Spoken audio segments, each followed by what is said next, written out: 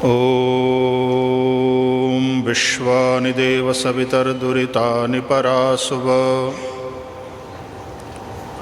जद्भदरन्तन्न आसुव। ॐ शान्ति शान्ति शान्तिः। श्रीहरिं परमानन्दम् उपदेष्टारमीश्वरम् व्यापकं सर्वलोकानां कारणं तन्नमाम्यहम्। श्रीगुरुभ्यो नमः। हरिः ओम्।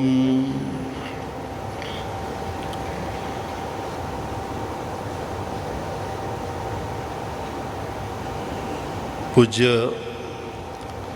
ब्रह्मलीन स्वामी शिवानंद जी महाराज, ब्रह्मलीन पूज्य स्वामी चिदानंद जी महाराज और परंपरा के सभी विरक्त महापुरुषों को प्रारंभ में प्रणाम करता हूँ। यहाँ समुपस्थित सभी संतवृंद, दिव्य जीवन संघ वडोदरा शाखा के सभी पदाधिकारीगण, आप सभी साधक भाई बहन, सभी को प्रणाम। हरिओम।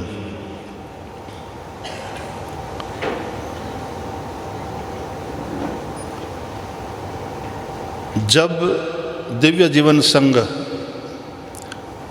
बड़ौदा के अमृत महोत्सव के विषय में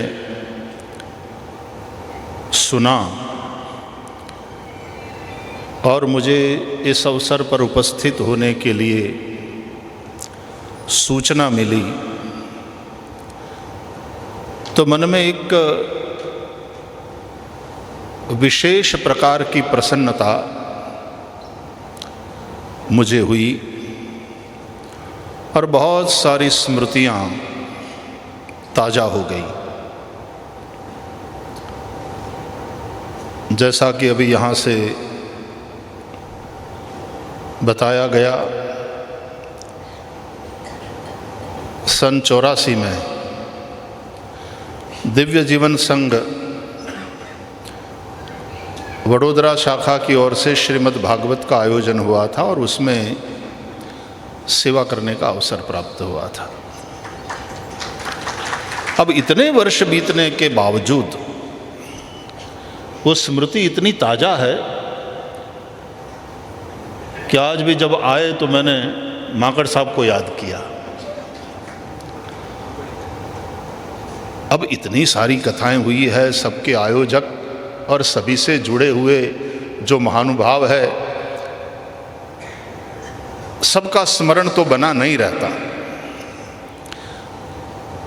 अच्छा, अपनी मेमोरी भी उसकी एक सीमा है। आपका स्मार्टफोन भी कह देता है मेमोरी फुल। नए फोटोज़ यदि सेव करने हैं तो कुछ पुराने फोटोज़ डिलीट करिए, लेकिन कुछ कुछ स्मृतियां ऐसी होती है जिसको डिलीट नहीं कर सकते आप। ऐसी मजबूती से वो स्मृतियां बनी हुई है और सेव्ड हैं। और जब मैं ये कह रहा हूं तो सभानतापूर्वक कह रहा हूं, माकड़ साहब जैसा सौम्य व्यक्ति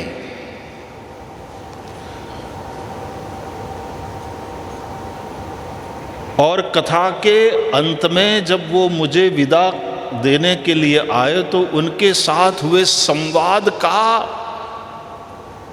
एक अंश जो मुझे आज भी याद है और मैं आप लोगों के साथ आज शेयर करना चाहता हूं, क्योंकि अवसर है।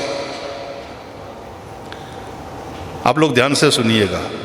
और ये बात मैंने कई बार कथाओं में माकड़ साहब को याद करके दोहराई है। मैंने माकड़ साहब से कहा, उन्होंने कहा कि भाई श्री आप आए, तब भाई श्री नहीं कहते थे लोग मुझे अभी, તમે આવ્યા અને અમને કથાનો લાભ આપ્યો, અમને બહુ ગમ્યું.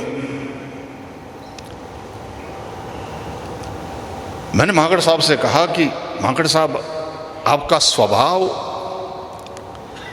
आपके व्यवहार की शालीनता मुझे बहुत अच्छी लगी, आप याद रहोगे. और माकड़ साहब ने कहा कि भाई श्री,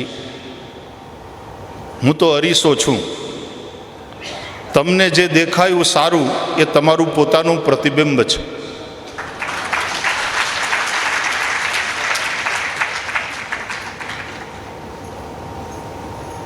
મારે તો કેવળ એટલો સંતોષ લેવાનો કે મારો આઈનો સાફ છે એટલે તમને તમારું પ્રતિબિંબ સ્પષ્ટ દેખાણું.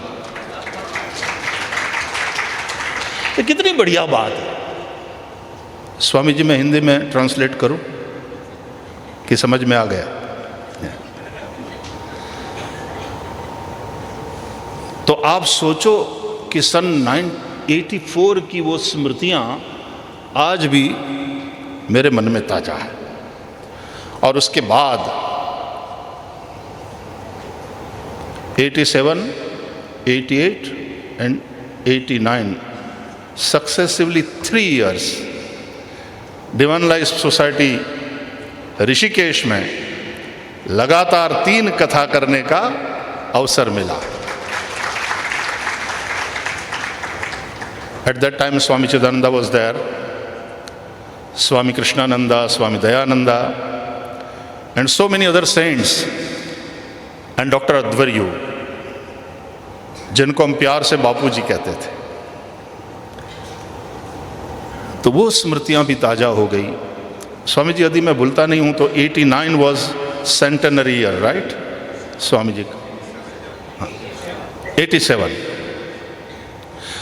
एंड ड्यूरिंग फर्स्ट कथा, ये स्मृति भी इसलिए ताज़ा हो गई है, फिर मैं अपने विषय पर आता हूं. It was very heavily raining at that time. Swami ji आप थे वहां उस वक्त, तो है ना? पहली जब कथा हुई, क्या बारिश, और जितनी बढ़िया बारिश थी उतना ही बढ़िया मेरा पागलपन भी था. और सभी संतों ने मेरे पागलपन को प्यार से सहा भी. ये सभी संतों का प्यार था. पंडाल तो उस हिसाब से बना नहीं था और हम हॉल में नहीं थे, हम बाहर कथा में बैठे थे. Swami ji right in front of व्यासपीठ, वहाँ आसन लगा करके उनकी वही मुद्रा, सिर पर वो एक वस्त्र रखा हुआ और एकदम ध्यानस्थ मुद्रा में स्वामी चिदानंद जी बैठते थे, कथा श्रवण करते थे. और बारिश में, अब मेरा पागलपन आप देखो, और मेरे उस अभिवेक ने उन संतों को प्यार से सहा. तो मैंने कहा कि यदि स्वामी जी अनुमति देते हैं तो हम कथा, ये वर्षा हो रही है तो कथा की वर्षा भी होने दें, चालू रखें. और स्वामी जी 2 सत्र में कथा चल रही थी. तो स्वामी जी जस्ट स्माइल्ड. अब जब ये कहा जाता है कि मौनम स्वीकृति लक्षणम, तो स्माइलम स्वीकृति लक्षणम, ऐसा समझ.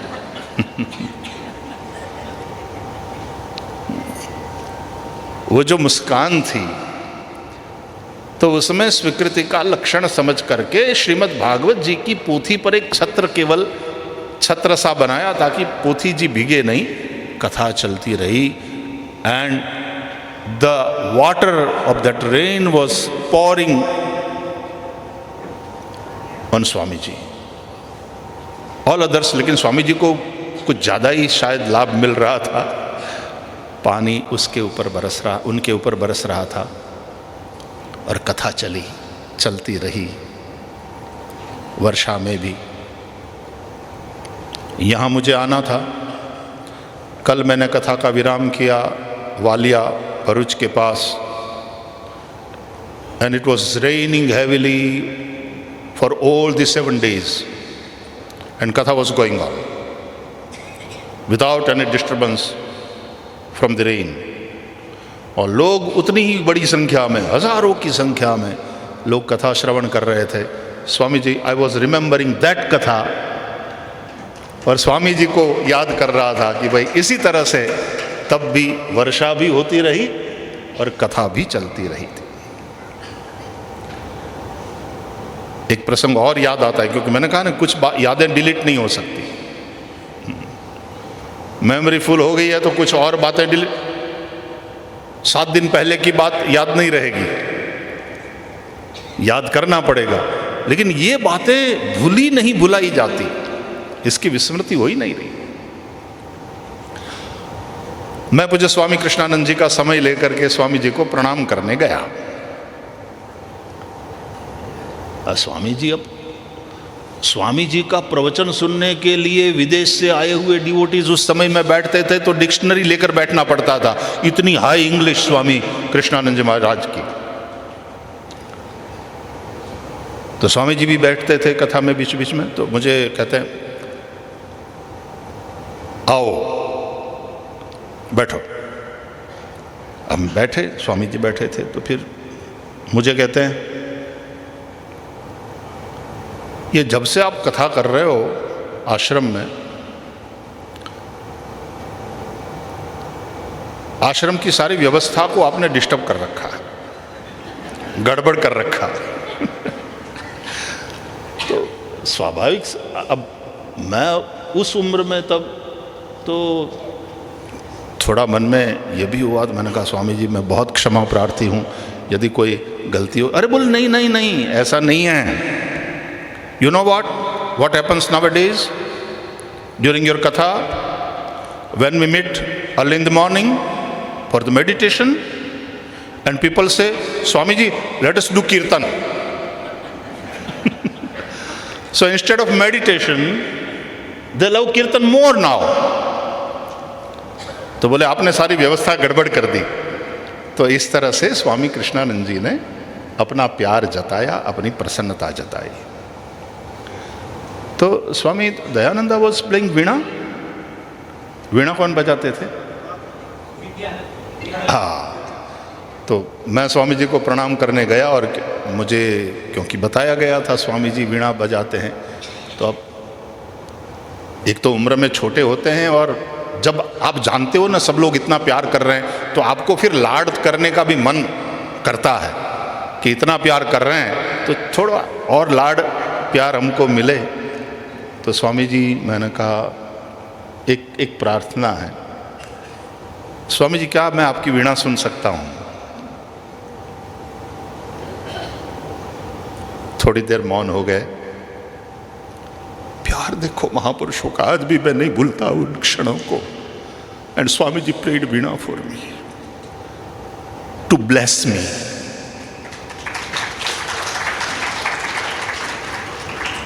सारी स्मृतियां हैं, और आज जब दिव्य जीवन संघ बड़ौदा शाखा अपना अमृत महोत्सव मना रहा है, और इस प्रकार के सत्संग आयोजन के द्वारा, तो अंत में मुझे भी कुछ वाणी के द्वारा सेवा करने का अवसर मिला है, उसकी बहुत प्रसन्नता है। अपने विषय पर आता हूं।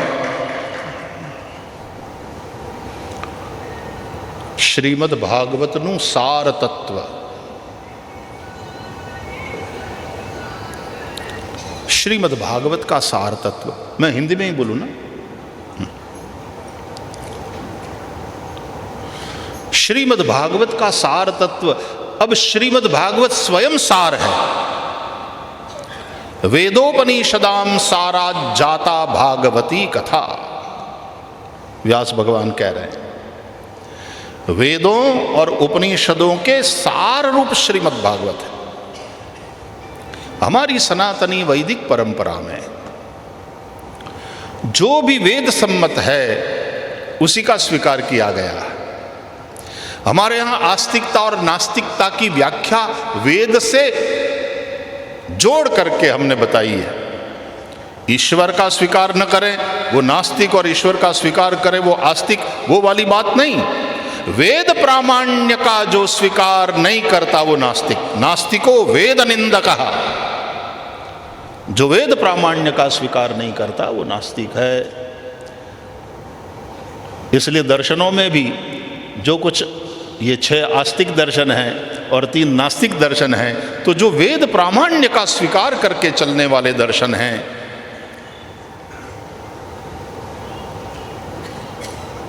तो वेद प्रामाण्य उसका अत्यंत महत्व है,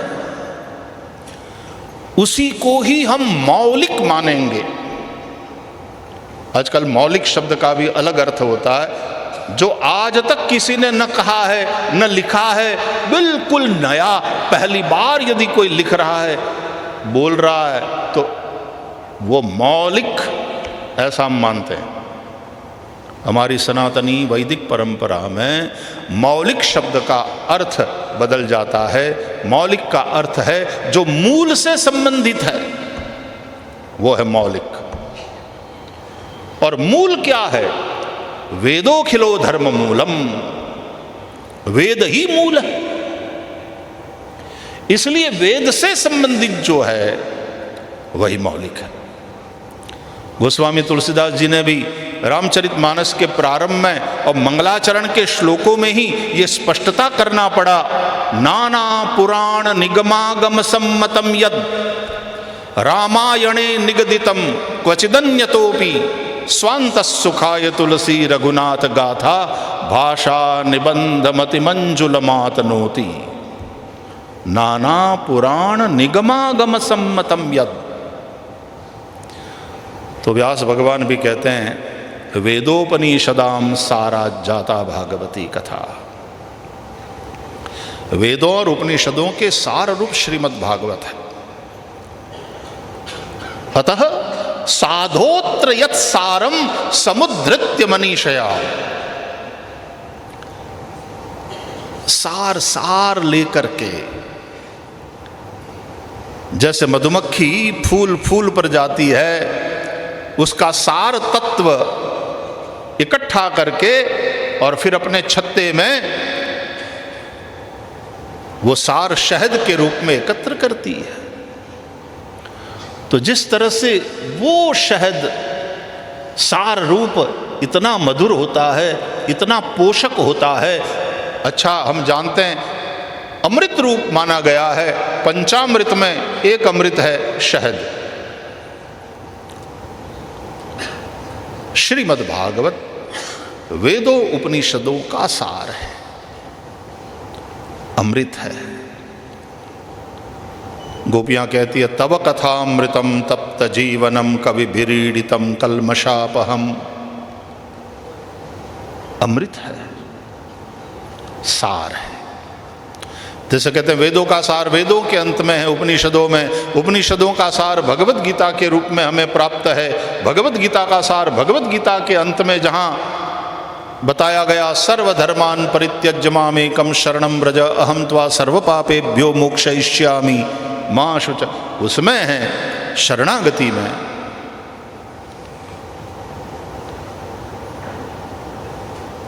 तो भागवत का सार, भागवत के अंत में प्रार्थना पूर्वक व्यास जी जहां विराम दे रहे हैं, अंतिम 2 श्लोकों की ओर हमारा ध्यान जाना चाहिए। भवे भवे यथा भक्ति पादयोस्तव जायते तथा कुरुष्व देवेश नाथस्त्वन्नो यतः प्रभो। नाम संकीर्तनम यस्य सर्वपाप प्रणाशनम प्रणामो दुख शमनः तन्नमामि हरिम परम। भक्ति प्रधान ग्रंथ है।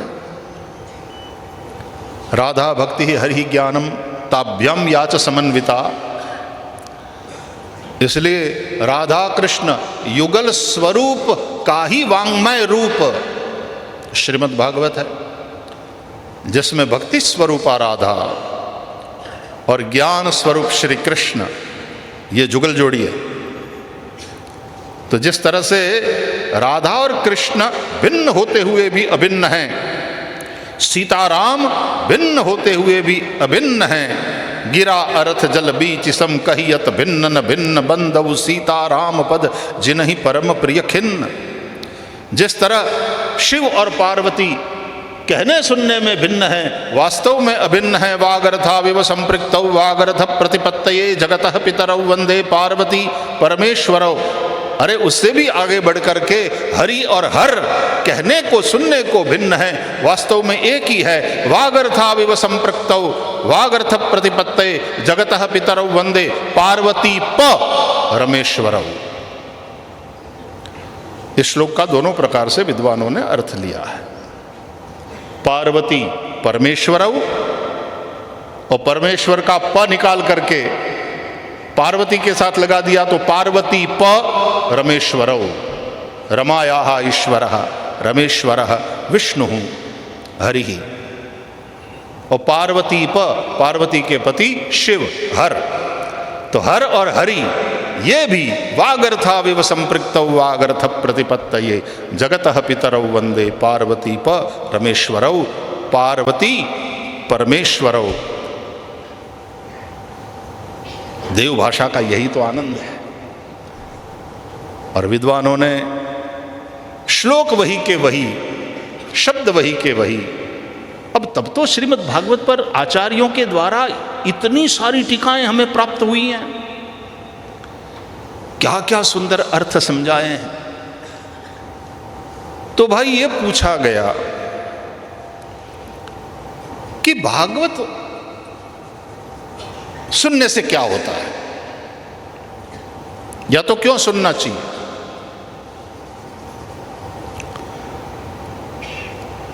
प्रयोजनम अनुद्दिश्य न मंदोपि प्रवर्तते। बिना प्रयोजन के तो पागल भी कुछ नहीं करता। जो समझदार लोग हैं बिना किसी प्रयोजन के कुछ करेंगे क्या। और प्रयोजन को ठीक ठीक समझ लेना चाहिए। अब हमारी तो थोड़ी आदत है थोड़ा लाइट वे में कथा सुनाने की। रात का समय था, एक घर के अंदर बत्ती जल रही थी। अंदर से एक आदमी काम कर रहा था। रात में 1:30 बजे अलमारी दरवाजे में फंसी हुई थी। बेचारा धक्का दे रहा था, पसीना पसीना हो रहा था, फंसी हुई अलमारी निकल नहीं रही थी। 1:30 बजे एक पुलिस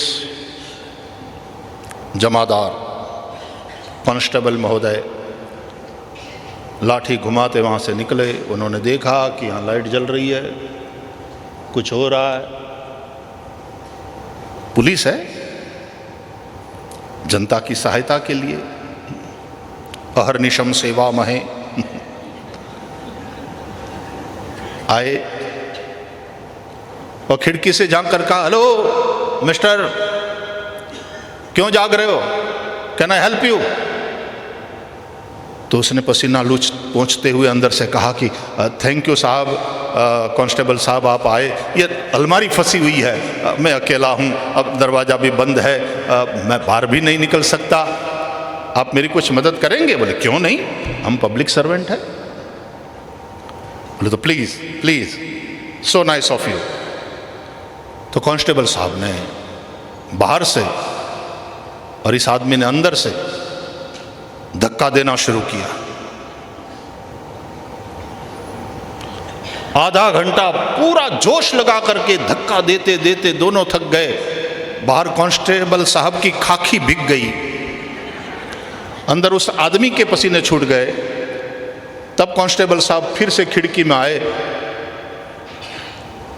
अपने यूनिफॉर्म से हैंडकरचिफ निकाल करके पसीना पोंछते हुए बोले, भैया कैसी फंसी है ये अलमारी, ये अंदर नहीं जाएगी। तो उसने कहा अंदर, आप अंदर की ओर धक्का दे रहे, इसको बाहर निकालना है। तो कभी कभी बिना सोचे समझे हम पसीना बहाते हैं। पहले स्पष्ट समझ तो ले कि प्रॉब्लम क्या है। समस्या को ठीक से यदि हम नहीं समझते तो समस्या उल्टे और बढ़ जाती है। तो भाई भागवत कथा का आयोजन या भागवत का कथन या भागवत का श्रवण या भागवत का पठन या भागवत का चिंतन, तच्छृण्वन् प्रपठन विचारण परो भक्त्या विमुच्येन नरः, प्रयोजन क्या है? सुनने से क्या होता है?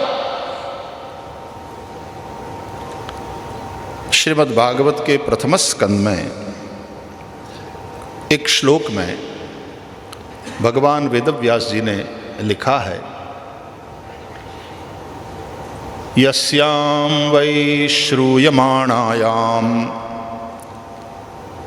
कृष्णे परम पुरुषे भक्तिरुत्पद्यते पुंसः शोक मोह भयापहा। यस्याम वै श्रूयमाण, वै निश्चयात्मक है। अब ये बीच बीच में आते रहते हैं। तो यस्याम वै श्रूयमाणायाम, जिसके श्रवण मात्र से निश्चित ही, नो डाउट एट ऑल, कृष्णे परम पुरुषे भक्ति ही उत्पद्यते, श्री कृष्ण में भक्ति हो जाती है श्रवण करने वाले की, श्रवण मात्र से। वैसे तो श्रवण के बाद मदन, मनन के बाद निधिध्यासन आदि यात्रा का क्रम बताया गया है शास्त्रों में, लेकिन यहां तो व्यास जी कहते हैं कोई शंका मत करना, श्रवण मात्र से। यस्याम वै श्रूयमाणायाम कृष्णे परम पुरुषे भक्ति ही उत्पद्यते। कृष्णे, कौन है कृष्ण? परम पुरुषे, द्वाविमौ पुरुषो लोके क्षरश्चाक्षर एव च क्षरः सर्वाणि भूतानि कूटस्थोक्षर उच्यते, लेकिन उत्तमः पुरुषस्त्वन्यः परमात्मेत्युदाहृतः। उस परम पुरुष में, उन पुरुषोत्तम में भक्ति ही उत्पद्यते, प्रेम करा देता है। ये भागवत का सार कोई है? मुझे तो लगता है भागवत के एक एक शब्द को यदि पोथी जी से उठा सकते हैं, जैसे मैंने ये फूल उठा लिया, उस तरह से यदि मैं शब्द उठा सकता हूं भागवत के किसी पन्ने से, और फिर इसको मैं निचोड़ूं तो जैसे कोई रस निकलता है, उसी प्रकार भागवत का प्रत्येक शब्द रूखा रूखा नहीं है, रस से भरा हुआ है, और इसको मैं निचोड़ूं तो जो निकलेगा वो प्रेम रस है, वो भक्ति है। कौन कहता है कि भागवत में राधा नहीं है? राधा से ही युक्त भागवत है, इसलिए तो भागवत की ऐसी महिमा। श्रियायुतम श्रीमत् भागवत महापुराणम श्रीमद् भागवत पुराण तिलकम यद वैष्णवानाम धनम यस्याम पारमहंस्यमेव ममलम ज्ञानम परम गीयते यत्र ज्ञान विराग भक्ति सहितम नैष्कर्म्यमाविष्कृतम तच्छृण्वन् प्रपठन विचारण परो भक्त्या विमुच्येन नरः श्रीमद् भागवतम पुराण तिलकम यद वैष्णवानाम धनम। श्रीमद् भागवत श्रियायुतम, तो वो जो भीगापन है ना प्रत्येक शब्द का, प्रत्येक अक्षर का, और उसमें वो जो नमी है, और जैसे जैसे इन फूलों से इत्र बनेगा इसके सार रूप, उसी प्रकार वो प्रेम का सौरभ, प्रेम की वो सुगंध।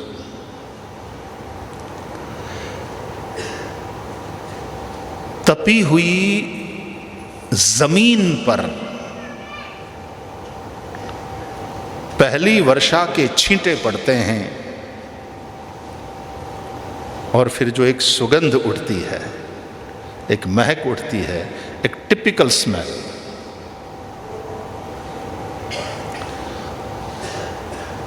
जब से ये सीमेंट वाली सड़कें बन गई है तब से शहर वाले लोगों के भाग्य में तो ये है ही नहीं।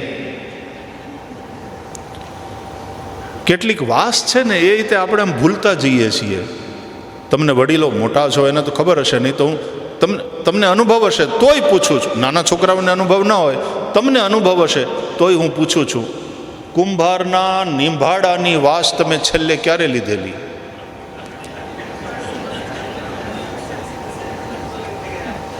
હોય તો છે ને, યાદ છે? ક્યારેક તો લીધી હશે ને। કુંભારનો નિંભાડો, એમાં માટલા પાકતા હોય, એની એક ટિપિકલ સ્મેલ હોય સાહેબ, હે ને? છેલ્લે ક્યારે અનુભવ કરેલો?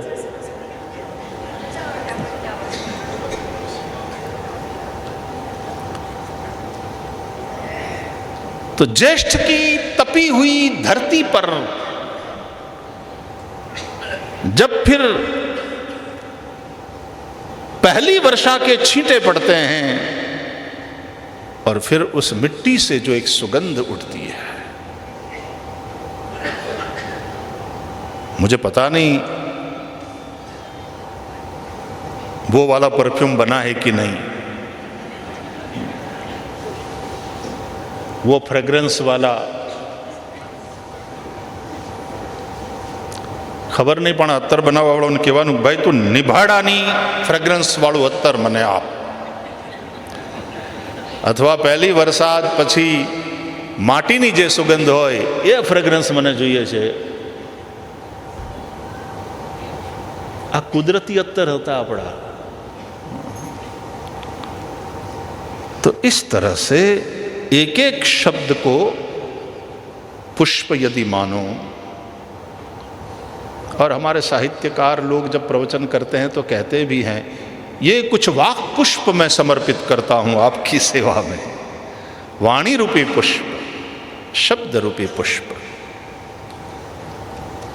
और उन फूलों की महक और उसके सार रूप जो इत्र है, प्रेम है,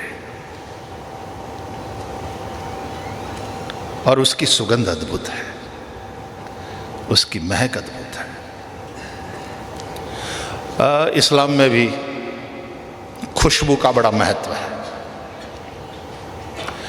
हमारे यहाँ भी भक्ति मार्ग में ठाकुर जी की सेवा में जो लोग पधारते हैं तो इत्र का खूब उपयोग करते हैं, और ऋतु ऋतु के अनुसार अलग अलग प्रकार के इत्र ठाकुर जी की सेवा में भक्ति मार्ग में समर्पित होते हैं।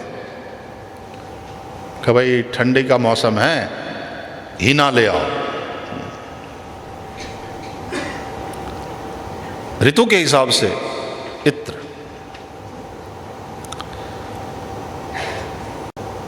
तो श्रीमद् भागवत का सार वो प्रेम, मतलब भक्ति, सात्वस्मिन् परम प्रेम रूपा, देवर्षि नारद भक्ति सूत्र में कहते हैं। और उसी भक्ति को व्याख्यायित शांडिल्य ऋषि करेंगे तो सा परानुरक्तिरीश्वरे, इन शब्दों में व्याख्यायित करेंगे। लेकिन ये जो अनुरक्ति है, ये जो भक्ति है, ये जो भगवत प्रेम है,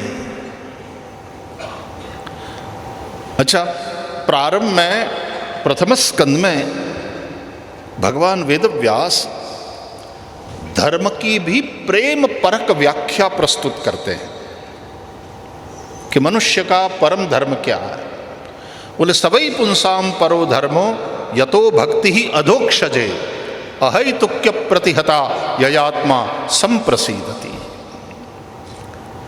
जिसका आचरण करने से अधोक्षज भगवान में अहैतुकी भक्ति हो जाए, वही श्रेष्ठ धर्म है। धर्म की प्रेम परक व्याख्या, जिसकी पूरे विश्व को जरूरत है।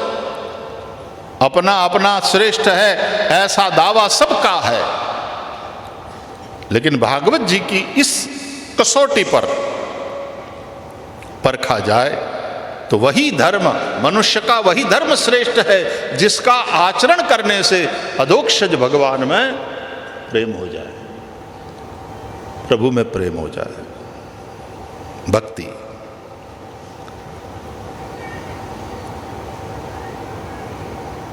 भगवान में प्रेम का अर्थ है पूरी कायनात के लिए प्रेम।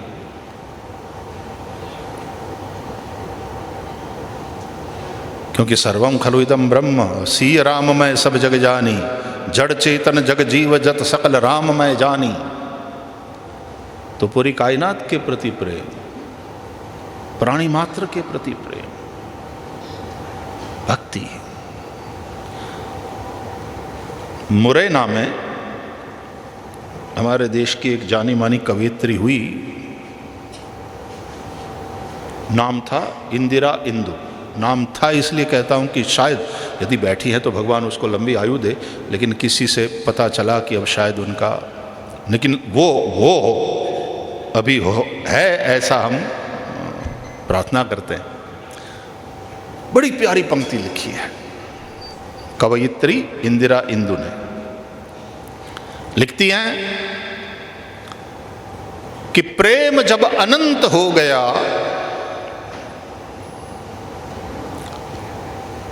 कैद खाने में कैद नहीं, love is God and God is love, that is what we say. लेकिन जब श्री कृष्ण प्रकट होते हैं, कारागार में जरूर प्रकट होते हैं, रहते नहीं, तुरंत कारागार तोड़कर निकल पड़ते हैं, वसुदेव जी ले चलते हैं। अब भागवत की कथा के अनुसार भगवान मत्स्य नारायण सत्यव्रत मनु के कमंडल में रह नहीं पाए। पहले अंजलि में, फिर कमंडलों में, फिर बड़े पात्र में, फिर सरोवर में और फिर महासागर में। तो तुम समझते हो कि तुम प्रेम को अपनों में कैद करके रख पाने में सफल हो जाओगे? वो ममता तो मार डालेगी। मामका पांडवा, इसी से तो कुरुक्षेत्र का युद्ध पैदा होता है। तो इंदिरा इंदु लिखती हैं कि प्रेम जब अनंत हो गया, और आप सब लोग जानते हो कि अनंत भगवान विष्णु सहस्त्र नाम में जो नाम है भगवान का, उनमें एक नाम है अनंत। प्रेम जब अनंत हो गया तो रोम रोम संत हो गया। प्रेम जब अनंत हो गया, रोम रोम संत हो गया। देवालय हो गया बदन, हृदय महंत हो गया। प्रेम जब अनंत हो गया तो रोम रोम संत हो गया। देवालय हो गया बदन, हृदय महंत हो गया। प्रभु में प्रेम, ये भक्ति है।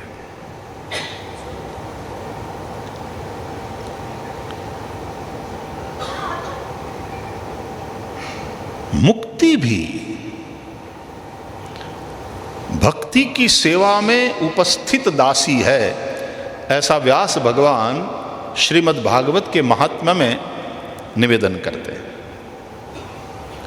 स्वयं देवर्षि नारद कह रहे हैं भक्ति देवी को कि मुक्ति नाम की एक दासी थी तेरे पास,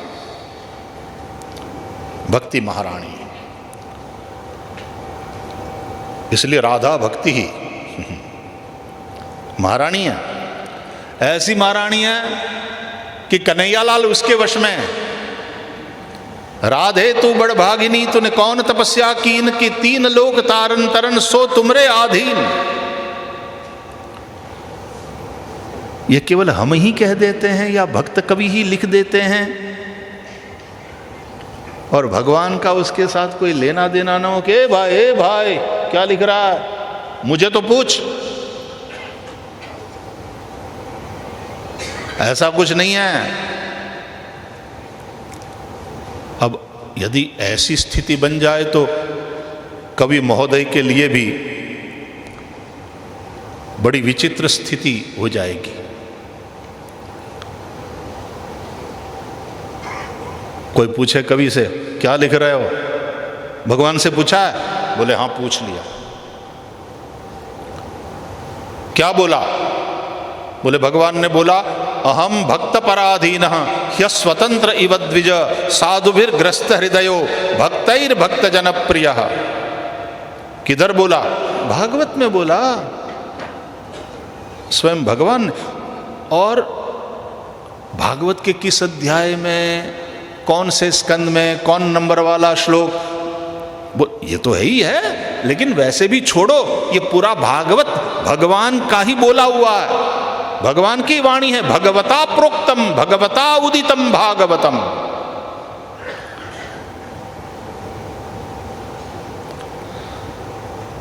सकल भुवन मध्ये निर्धनास्तेपि धन्या निवसति हृदयेषां श्री हरेर्भक्ति रेखा हरिरपि निज लोकम सर्वथा तो विहाय प्रविशति रुदितेषां भक्ति सूत्रोपनद्ध। આટલા બધા શ્લોકોનો વરસાદ સાંભળીને તમને કદાચ મજા આવતી હોય કે ના આવતી હોય, પણ હું અંદરથી નાચું છું કે કેવા કેવા શ્લોકો છે, कैसे कैसे अद्भुत श्लोक व्यास जी की लेखनी से निसृत हुए। सकल भुवन मध्य निर्धनास्तेपि धन्या। आखा भुवनमा એ લોકો નિર્ધન હોવા છતાં એ લોકો ધન્ય છે અને ખરા અર્થમાં એ જ ધનવાન છે, क्योंकि हमारो धन राधा श्री राधा श्री राधा। परम धन राधा राधा राधा, संतन धन राधा राधा राधा, जीवन धन राधा राधा राधा, हमारो धन राधा श्री राधा श्री राधा।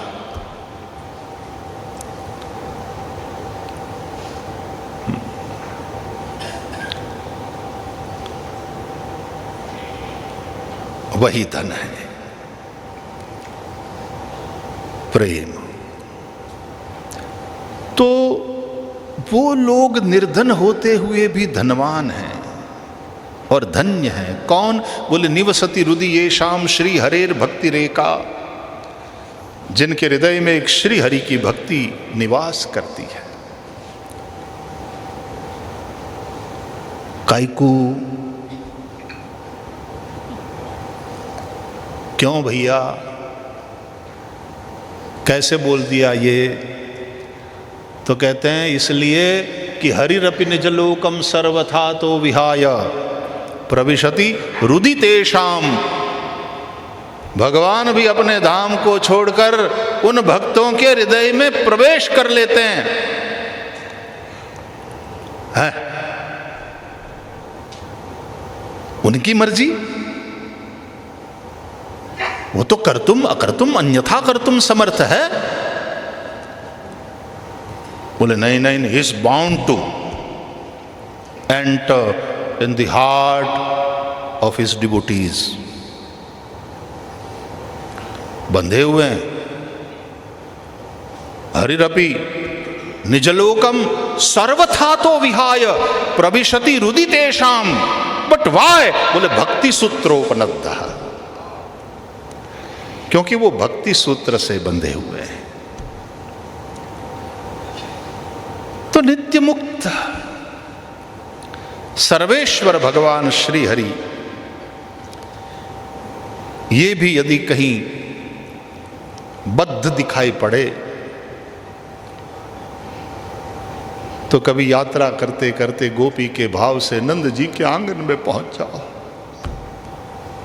और देखो वहां यशोदा के द्वारा दाम से उखल के साथ बंधे हुए कृष्ण का दर्शन हो जाए। क्षौमं वास पृथुकटितटे बिभ्रति सूत्रनद्दम पुत्र स्नेह स्नुतकुचयुगम जातकम पंच सुब्रूः रज्ज्वाकर्षश्रम भुज चलत कंकणव कुंडले च स्विन्नम वक्त्रम कबर विगलन मालती निर्ममंथ। क्या अद्भुत दर्शन कराया है व्यास भगवान ने दशम स्कंद में। और आचार्यों ने इस श्लोक की ऐसी अद्भुत व्याख्या की है और श्री यशोदा मैया का इतना अद्भुत शब्द चित्र दिया गया है। आप सब लोग तो भागवत पढ़ते ही हैं, भागवत जी का पाठ करते ही हैं। कभी दशम स्कंद में इस श्लोक का आप पठन करना, इसके अर्थ को बाँचना, लेकिन अर्थ बाँच लेने के बाद भी पूरा पूरा दर्शन नहीं होगा। वो अर्थ बाँच लेने के बाद भी एक्सरे जैसा मालूम पड़ेगा। तुम्हें यदि वो कलरफुल पिक्चर चाहिए तो कहीं किसी साधु पुरुष के मुख से भागवत सुनना पड़ेगा।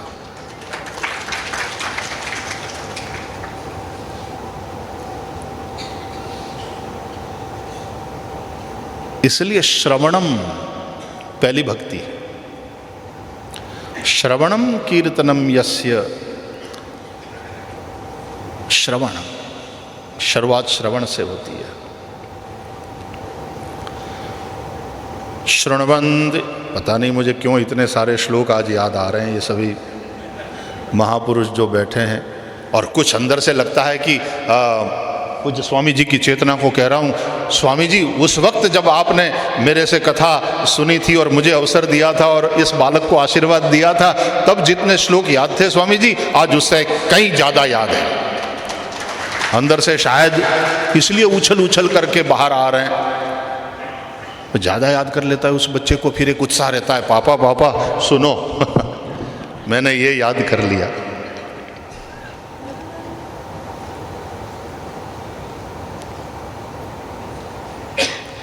और फिर भी इतने साल हो गए भागवत जी की कथा करते करते, भागवत जी की सेवा में, लेकिन जब आचार्यों के टीकाओं का अभ्यास करते हैं या तो किसी अन्य महापुरुष के श्रीमुख से कथा सुनते हैं तो लगता है अभी भागवत में प्रवेश ही नहीं हुआ। अभी तो मंदिर के बाहर, भागवत रूप मंदिर के बाहर ही सीढ़ियों को यूं यूं कर रहे हैं, प्रणाम कर रहे हैं। जिंदगी पूरी हो जाएगी, लेकिन कोई ये नहीं कह सकता कि हमने भागवत पूरी पूरी पढ़ ली, समझ ली। पहले तो 7 दिन में स्वामी जी कथा पूरी हो जाती थी 2 सत्र में, फिर 10-10 दिन की कथा और 2-2 सत्र में करते थे, फिर भी पूरी नहीं होती थी। और आज तो प्रथम स्कंद से ही बाहर नहीं निकल पाते। स्थिति ये है। इतने श्लोक कंठस्थ हो जाने के बावजूद अब कथा कठिन मालूम पड़ रही है। तो ये तो ग्रंथ कृपा हो, गुरु कृपा हो, ईश कृपा हो, तब जाकर के कुछ कुछ बातें खुलती है। लेकिन सार तत्व की जो बात है तो वो प्रेम ही है, भक्ति ही है। वो भगवान भक्ति सूत्र से बंधे हुए हैं। यशोदा जी के द्वारा दाम से बंधे हुए कृष्ण कन्हैया दामोदर जो कहलाए। और मजे की बात, बंधन में आते ही पहला काम क्या किया? मुक्त करने का। किसको? नलकुबर मणिग्रीव को, जो नारद के शाप से वृक्ष की योनि में थे। हाँ। भक्तों की भक्ति से बद्ध भगवान भक्त को तो इस तरह से मुक्त कर देते हैं कि मुक्ति दूर खड़ी प्रतीक्षा करती है कि मेरी ओर दृष्टि तो करे, और ये भक्त है कि मुक्ति की ओर उसका ध्यान ही नहीं। वो तो बंधे हुए कृष्ण कन्हैयालाल दामोदर का ही दर्शन करने में इतना मगन है और उस रस का इतना आनंद ले रहा है कि मुक्ति खड़ी प्रतीक्षा कर रही है, और भक्त का उसकी ओर देखने की भी तैयारी नहीं है, ध्यान नहीं जाता। तो नरसिंह ने गाया, हरिना जन तो मुक्ति न मागे, मागे जन्मो जन्म अवतार रे। निज सेवा नित कीर्तन ओछव, निरखवा नंद कुमार रे। भूतल भक्ति पदार्थ मोटू, ब्रह्म लोक मा नाही रे। पुण्य करी अमरापुरी पाम्या, पण अंते तो 84 माही रे। भूतल भक्ति पदार्थ मोटू। राधा भक्ति ही हरि ही ज्ञानम। तो जिस तरह से शिव पार्वती भिन्न होते हुए भी अभिन्न हैं, सीताराम भिन्न होते हुए भी अभिन्न हैं, हरिहर भिन्न होते हुए भी अभिन्न हैं, उसी तरह भक्ति और ज्ञान कहने को 2 है, वास्तव में अभिन्न हैं। तुलसीदास जी कहते हैं भक्ति ही ज्ञान ही नहीं कछु भेदा, उभय हर ही भव संभव खेदा। दोनों भव दुख से बचा लेते हैं। दोनों, ये दो है नहीं, दोनों में भेद नहीं है। भक्ति ही ज्ञान ही नहीं कछु भेदा। तो फिर भक्ति और ज्ञान ऐसा दो नाम क्यों? तो कहते हैं ज्ञान की परिपक्व अवस्था का नाम ही भक्ति है और भक्ति की पराकाष्ठा को ही ज्ञान कहते हैं। इस वाक्य को फिर से सुना जाए। ज्ञान की परिपक्व अवस्था का नाम ही भक्ति है। ज्ञान थोड़ा गरिष्ठ पदार्थ है, पचने में थोड़ा भारी। हमारे पूज्य डोंगरे जी महाराज कहते थे, क्योंकि बड़ौदा में हम बैठे हैं तो ब्रह्मलीन पूज्य डोंगरे जी महाराज का स्मरण होना भी स्वाभाविक है। कहते थे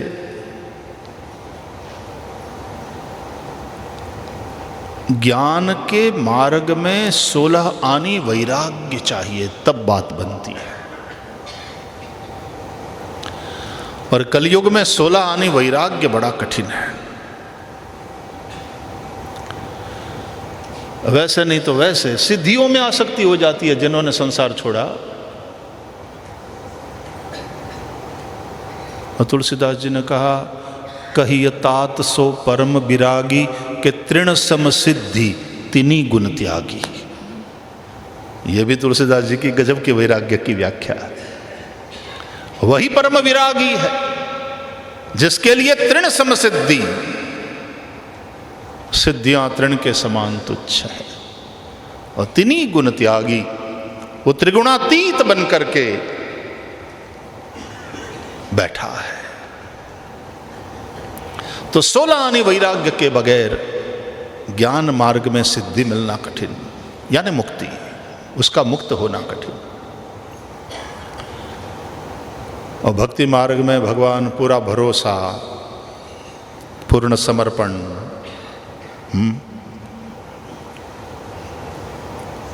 वो चाहते हैं। और प्रेमी, प्रेमी वैसा होता है, पूरा भरोसा। बिनु विश्वास भगति नहीं, तेहि बिनु द्रवहि न राम। ओ राम कृपा बिनु सपने हु, जीवन लह विश्राम।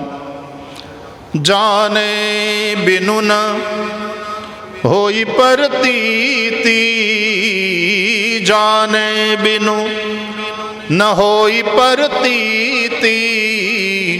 ओ बिनु प्रतीति होई नहीं प्रीति।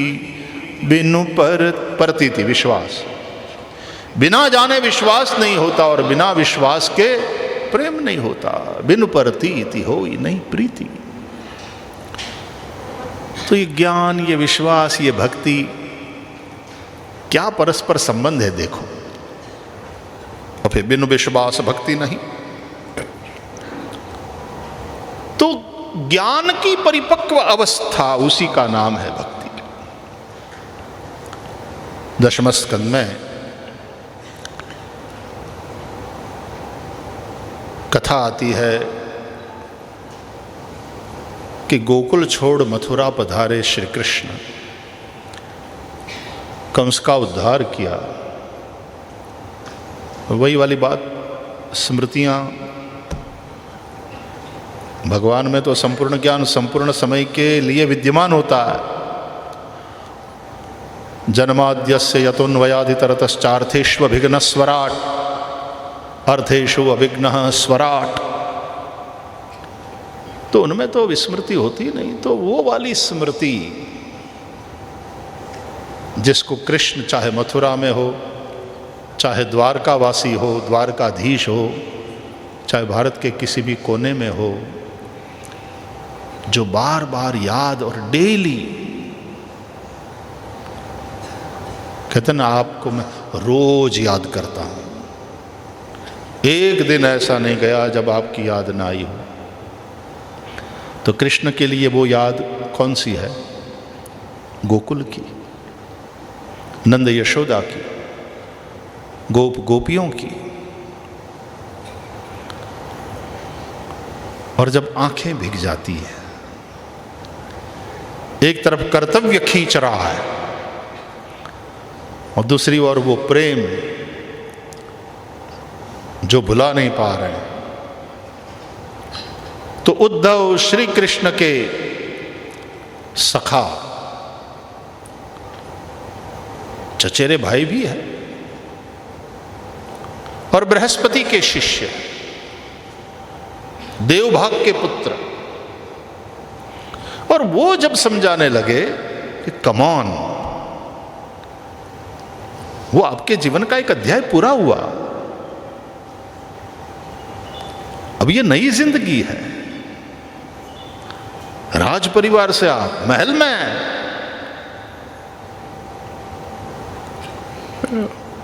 उद्धव मोहि ब्रज बिसरत नाही,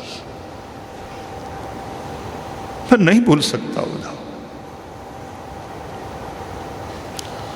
okay, tell me what I can do for you. That's like a good friend. Do one thing. What?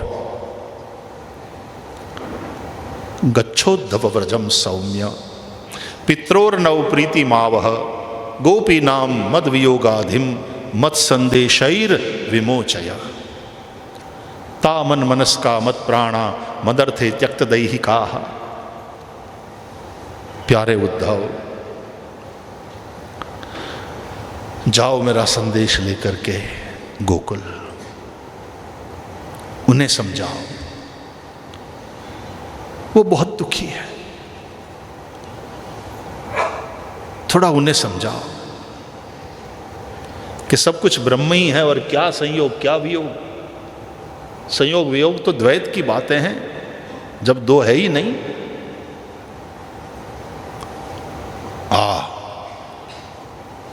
एक तो काम मिला और श्री कृष्ण की ओर से, और फिर ये तो फिट आदमी, यानी ज्ञानी है बड़े,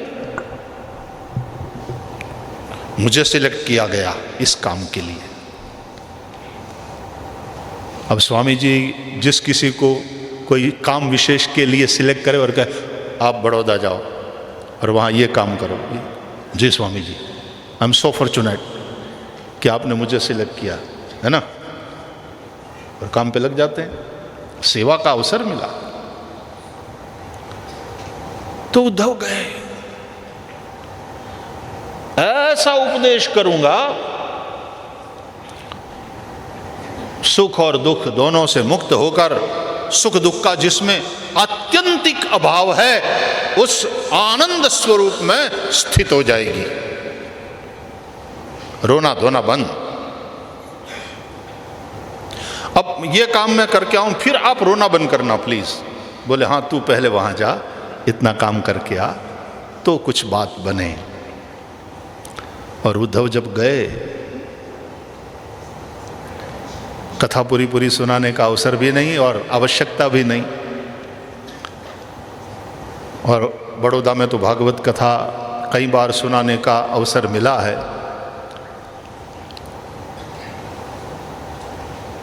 गए थे इसलिए कि उनके आंसू पहुंचे, गए थे इसलिए कि ये श्री कृष्ण के आंसू रुके, लेकिन जब वापस लौटे तो आंसू लेकर के लौटे,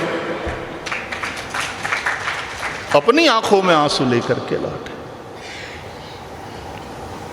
ज्ञानी है, लेकिन ज्ञान पकना चाहिए, पचना चाहिए, और किसी चीज को पकाने के लिए आंच पर रखना जरूरी हो जाता है।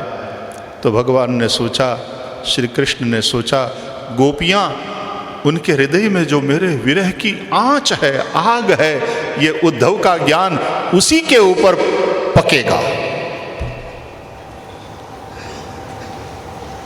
तो कह के तो ये भेजा है कि तू जाकर उसको समझा। तो मन ही मन श्री कृष्ण बोले समझ के आ।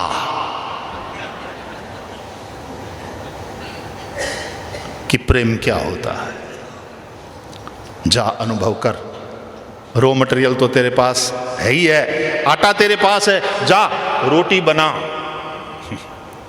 उसके लिए गोपियों के दिल की वो विरह की आग चाहिए। और उद्धव का ज्ञान परिपक्व हो गया, दिव्य प्रेम में परिणत हुआ और भक्ति की पराकाष्ठा, उसी का नाम ज्ञान है। वो गोपियों में देखने को मिलता है, गोपियों में भक्ति की पराकाष्ठा।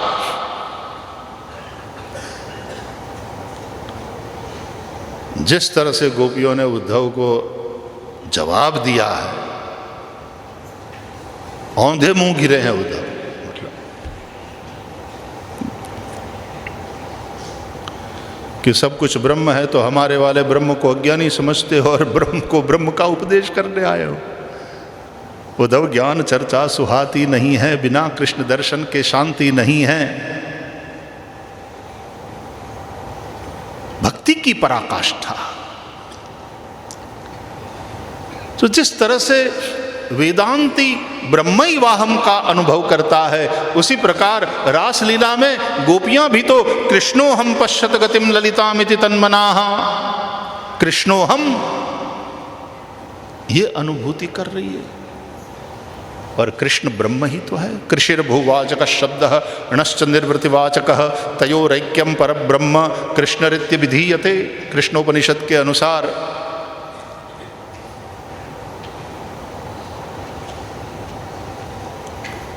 तो मोक्ष साधन सामग्र्याम भक्तिरेव गरीयसी। आद्य शंकराचार्य भगवान भी मोक्ष की प्राप्ति में जितने भी साधन हैं उसमें भक्ति ही सबसे श्रेष्ठ है, ये कहते हैं। हालांकि भक्ति की व्याख्या भी आद्य शंकराचार्य भगवान है तो ज्ञान परक ही व्याख्या देंगे, स्वस्वरूपानुसंधानम भक्ति ही। वेदांत वेदांत है।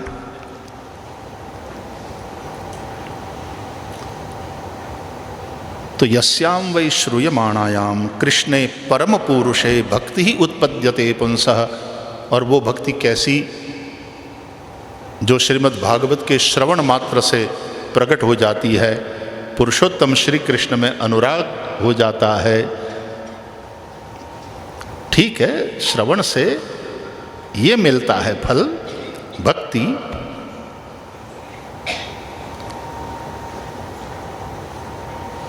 कैसी है वो, क्या करती है वो? बोले वो शोक मोह भयापहा है। शोक मोह और भय का हरण करने वाली। ये तीन चीजें तुमसे छिन ले तो समझना वो भक्ति है, ये उसका काम है। शोक मोह भयापहा मतलब क्या है? बोले देखो, तुम क्या चाहते हो? आनंद, राइट? हाँ। तुम क्या चाहते हो? सुख, ठीक। क्या चाहते हो अंदर से? शांति, एग्जैक्टली। नित्य आनंद, नित्य सुख, नित्य शांति, ये चाह है हमारी।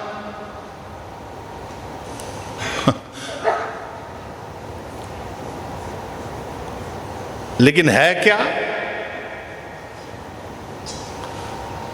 आनंद नहीं, विषाद है।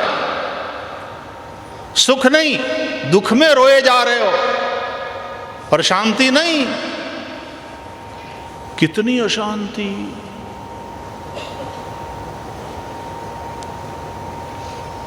उसका कारण यह है कि शोक मोह और भय ने पकड़ के रखा।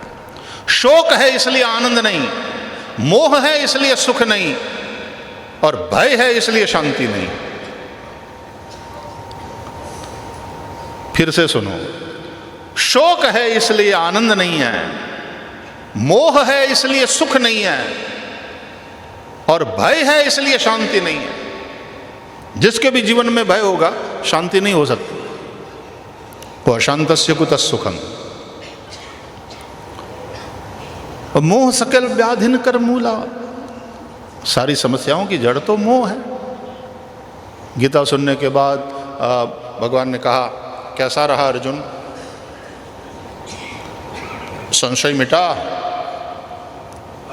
कुछ जवाब मिला, समाधान प्राप्त हुआ कि नहीं? तो कहता है, नष्टो मोह स्मृतिर्लब्धा त्वत्प्रसादान मयाच्युत स्थितोस्मि गत संदेह करिष्ये वचनं तव।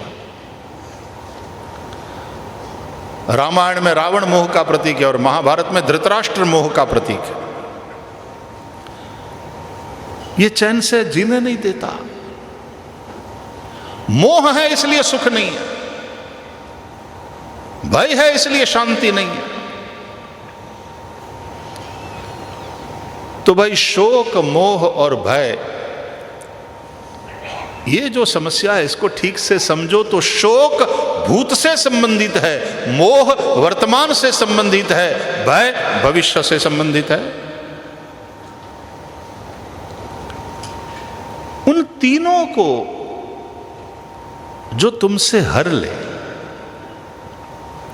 वो एक मां ने देखा कि छोटा 3 साल का बच्चा छुरी से खेलने लगा, सारा काम छोड़कर फोन पर किसी से बात कर रही थी, फोन फेंक करके दौड़ कर आई और अपने बच्चे से छुरी धीरे से युक्तिपूर्वक छीन ली, ले ली। नादान है बच्चा, लग जाती, खून निकलता। बस उसी तरह भक्ति देवी माता है और वो हम लोगों से ये 3 चीजों को छीन लेती है,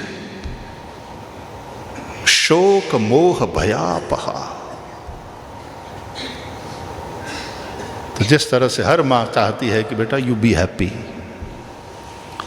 रक्षा करती है, बस उस भक्ति को प्रकट करने वाली श्रीमद् भागवत संहिता तो वही सार रूप है। धर्म का सार भी वही है, भागवत का सार भी वही है, भगवत प्रेम। और इसलिए भागवत के अंत में उसी के लिए प्रार्थना करी गई है, भवे भवे यथा भक्ति ही पादयोस्तव जायते तथा कुरुष्व देवेश नाथस्त्वन्नो यतः प्रभो।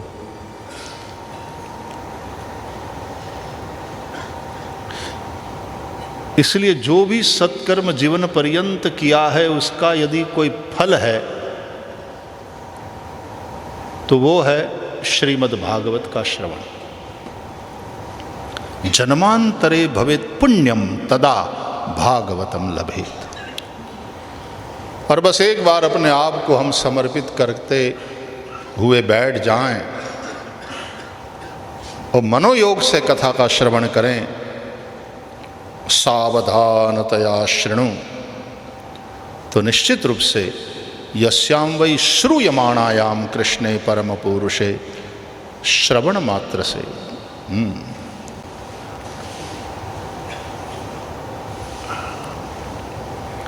क्षणार्धम क्षेमार्थम पिबत शुक गाथा तुलसुधाम परीक्षित साक्षी यत् श्रवणगत मुक्त्युक्ति कथने। हो ही जाएगी मुक्ति तो दासी है, पीछे पीछे आती है भक्ति देवी के। लेकिन उस भक्ति में रम जाए मन तो भगवान आद्य शंकराचार्य पराम्बा भगवती के सामने बैठकर भक्ति युक्त होकर के जब कहते हैं, स्तवन करते हैं, तो न मोक्षस्याकांक्षा भव विभव वांछापि च न मे न विज्ञानापेक्षा शशिमुखी सुखेच्छापि न पुनः अतस्त्वां संयाचे जननी जननम यातु मम वै मृडानी रुद्राणी शिव शिव भवानीति जपतः। न मोक्षस्याकांक्षा,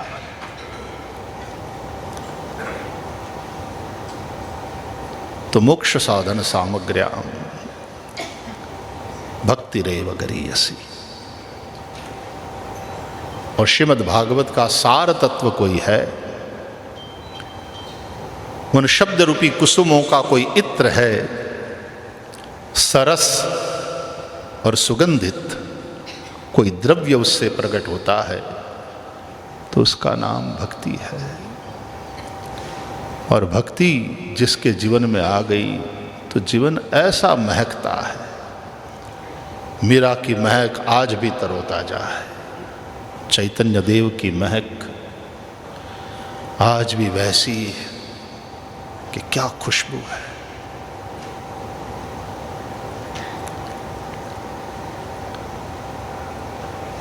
ऐसी महक, ऐसी खुशबू भगवत प्रेम की श्रीमद् भागवत के प्रसाद के रूप में हम सबके जीवन में हो, यही पूज्य स्वामी जी की दिव्य चेतना से आशीर्वाद में मांगते हुए पुनः एक बार आज 75 वर्ष पूरा हो रहा है यहाँ दिव्य जीवन संघ को। तो इस अमृत महोत्सव में ये वाला अमृत कुछ पीना, कुछ पिलाने का अवसर मिला, उसके लिए पुनः इन दिव्य चेतनाओं को प्रणाम करते हुए पूज्य स्वामी तेजोमयानंद जी महाराज कल पधारे थे। अच्छा, मुझे लगा कि मुझे भी आज दर्शन हो जाएगा। मेरा प्रणाम बोलिएगा स्वामी जी को। वहाँ अमेरिका में स्वामी जी ने कथा करी थी। Eight that time he was president I think. हाँ, तो स्वामी जी का आग्रह था कि भाई श्री आप आओ कथा का प्रारंभ कराने। तो मैं पहुँच गया था न्यू जर्सी में। तो स्वामी जी पुनः पुनः आपको प्रणाम, पूरे संत वृंद को प्रणाम। बहुत समय से ऋषिकेश वहाँ अपने आश्रम में नहीं आया, नहीं देख पाया। बहुत कुछ बदल गया होगा, लेकिन बहुत कुछ वैसा ही है, ये पक्का है। और जो वैसा ही है बहुत कुछ, उसमें से एक है आप लोगों का मेरे प्रति प्रेम, जिसका मैं अनुभव कर रहा हूँ। पुनः पुनः सबको प्रणाम करते हुए हरिओम तत्सत। जय श्री कृष्ण।